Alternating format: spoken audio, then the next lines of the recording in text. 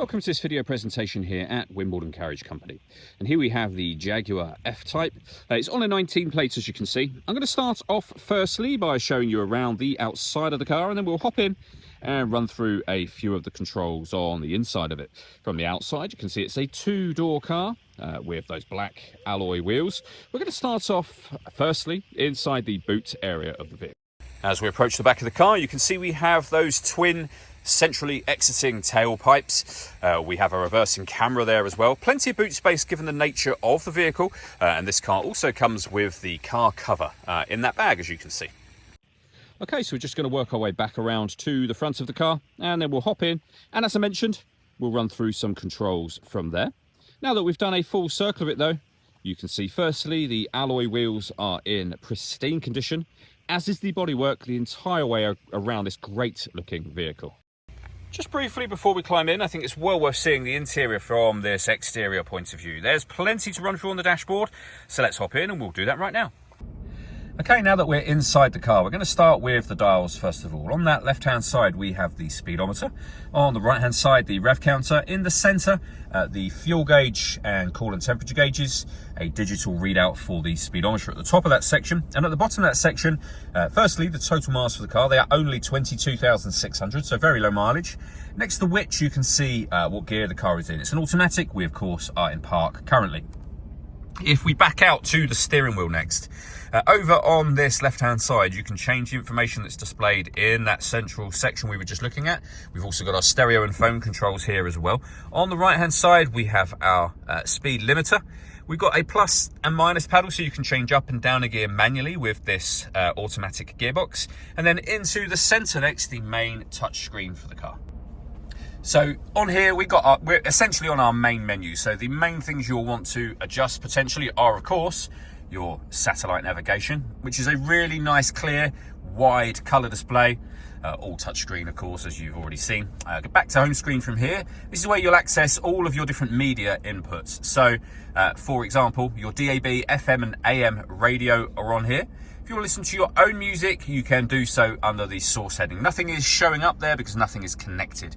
We do have Bluetooth audio, for example, which, first of all, of course, you need to pair your phone up in order that you use. So you go to pair new device, follow the instructions on screen from here, and of course on your phone screen as well.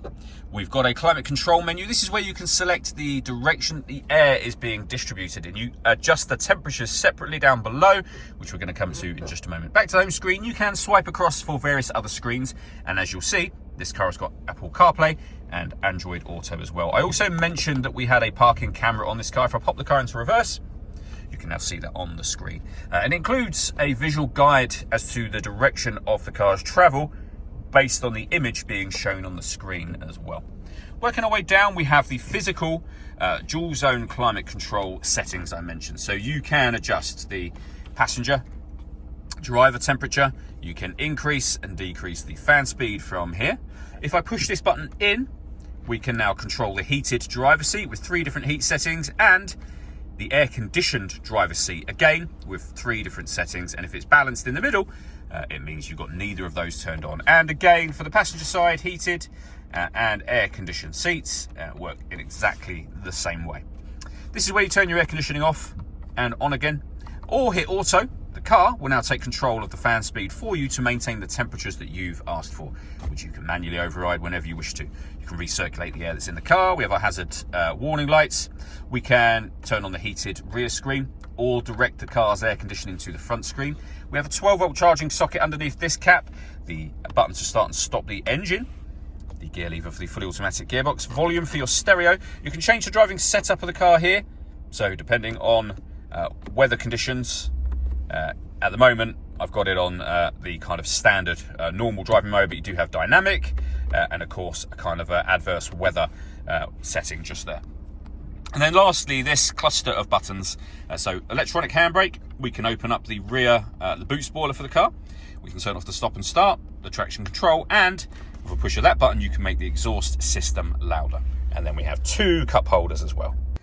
The last thing I wanted to talk about is the paperwork we have for the vehicle. Firstly, in the envelope here, is the spare key for the car. So 2 keys in total, the V5 registration document, as you can see just there, and then this printout from Jaguar for the service paperwork with services in 2019, 20, 22, 23, 23 again, 23 again, 24 and 2025. So a comprehensive list of main dealer servicing. All that leaves me to say is thank you for taking the time to watch this video. If you'd like to come and see the car for yourself and have a test drive, or you'd like a live bespoke video, please feel free to give us a call here at Wimbledon Carriage Company. We'd love to hear from you soon.